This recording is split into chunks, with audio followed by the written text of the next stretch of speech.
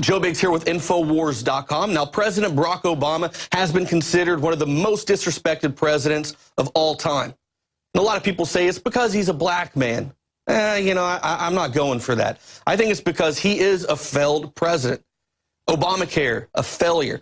The fact that he can't even go and visit with the people in a timely manner in Louisiana. Instead, he's too busy playing golf. Meanwhile, Donald Trump goes down there and gets the job done quickly, and he gets it done actually by handing out stuff, helping out the people, showing that he cares.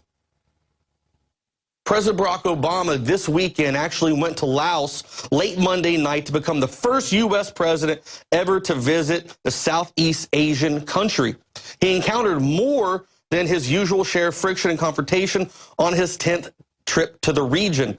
It started with his arrival at the airport in China, where Chinese officials failed to provide Obama with a staircase to disembark from the upper door of Air Force One down onto a red carpet. Instead, he had to use an alternative exit on Air Force One, which is located on the bottom of the plane, and many saw it as a deliberate sign of disrespect by the Chinese.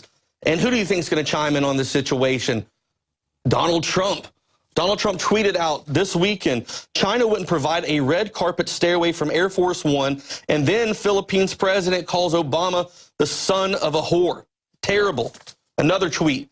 Can you believe that the Chinese would not give Obama the proper stairway to get off his plane? Donald Trump also said that he would have refused to meet with the Chinese officials if they treated him like they treated Mr. Obama.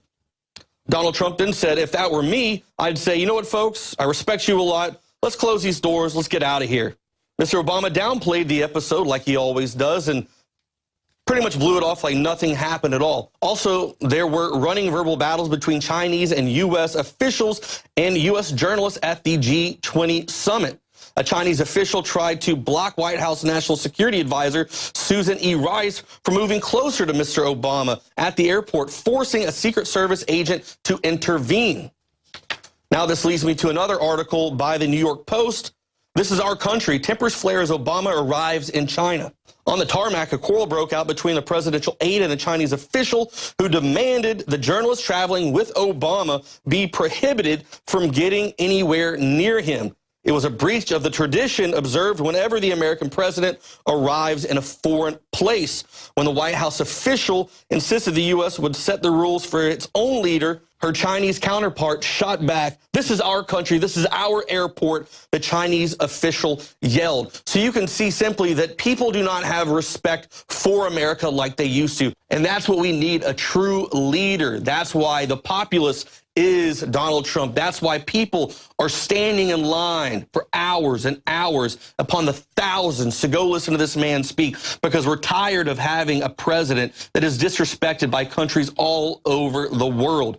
That is not going to happen under Donald Trump. Before leaving China, Mr. Obama held what's likely to be his final meeting with Russian President Vladimir Putin, who has bedeviled Mr. Obama virtually since day one. They talked about a ceasefire in Syria, where Russia supports the regime of President Bashar al-Assad, but reached no conclusion. Then they discussed Russia's aggression in Ukraine, but reached no conclusion. And yet again, Mr. Trump fires back with another tweet, giving his opinion on about what he thinks took place. President Obama and Putin failed to reach a deal on Syria. Obama is not a natural deal maker. He only makes bad deals.